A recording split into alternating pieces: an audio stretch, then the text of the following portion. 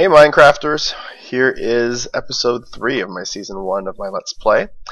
So I've surrounded my entire base, a fairly aggressively sized base with some sandstone walls, and I've created access doors. That's just because everyone started to move in around. If you want to join us, like I said, I'm going to be promoting a lot, to people to join. But please feel free to join. We have some people coming in from all over. So I was just kind of sketching out, because I know I want to have a big base, so I thought I'd just kind of outline some territories so people don't build nearby. Got some pressure plates.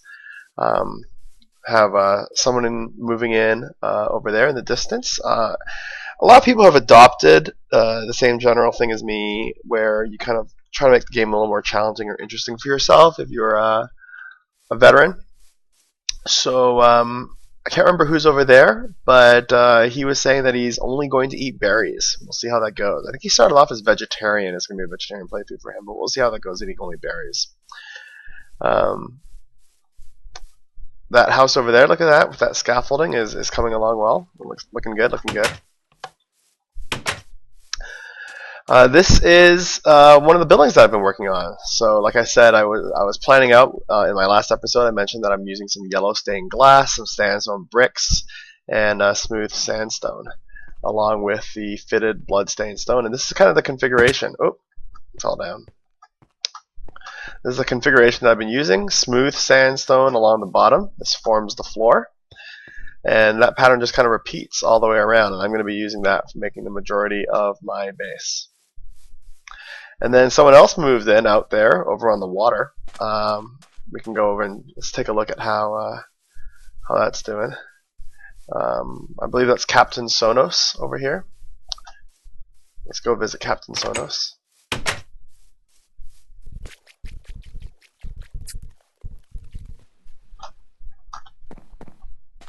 A ladder?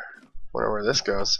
Oh, it looks like this probably just goes down into a mining tunnel. So he's protecting himself from through the water. Yeah, and then he's got his little mining tunnel down here. That's pretty awesome.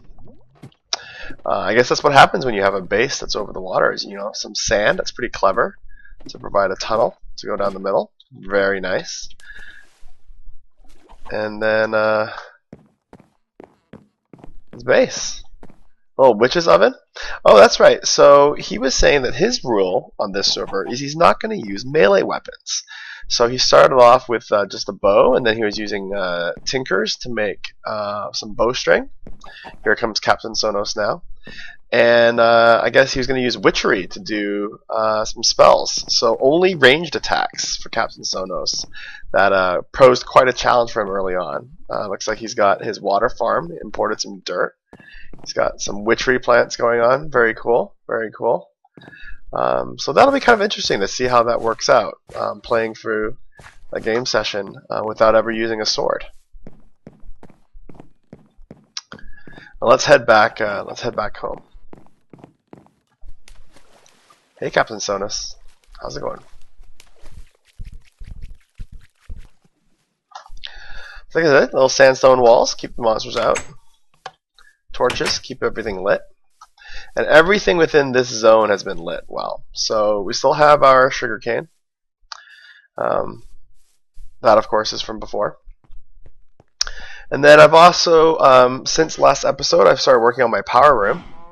So here's 5 magmatic dynamos with leadstone energy conduit running along, powering everything that used to be there. So I've dismantled a lot of that earlier power.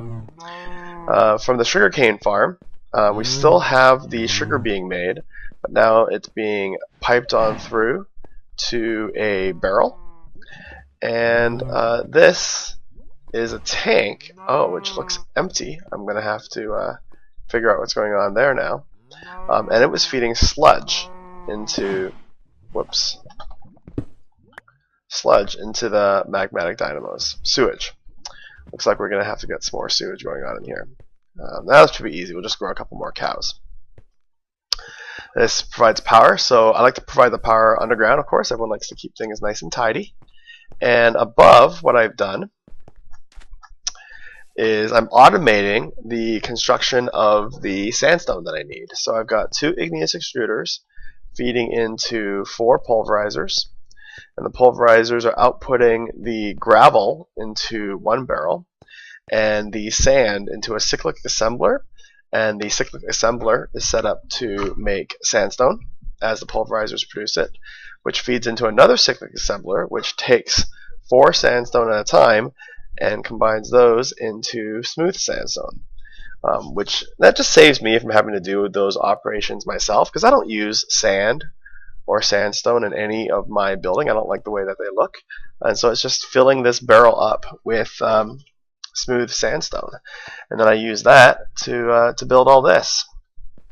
And here's the basic layout of the build that I've been using. So grab some bricks and some of this redstone and some yellow stained glass. I've been using the stone torches. Oh, am I out of yeah, stone torches here from Tinker's Construct.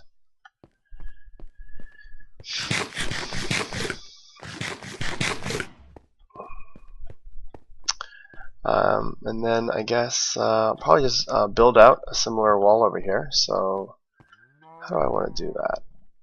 I think I want to leave a blank here.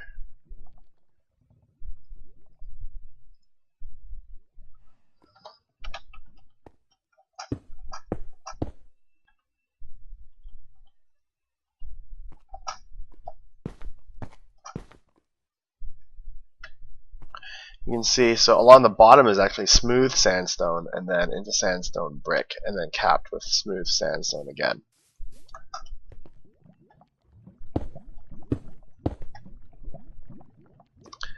And then the redstone, red fitted stone behind.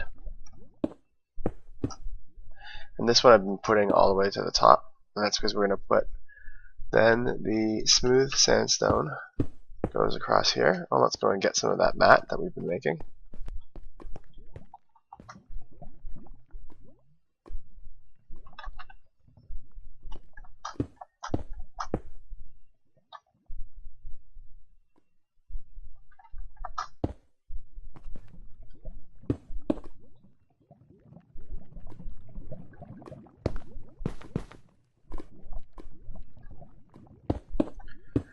And then we just repeat that pattern over and over.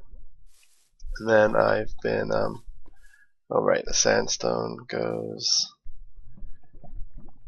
smooth sandstone, and then the torch goes there. And I'll be repeating that pattern across to make more rooms and more parts in my base. Happy Minecrafting!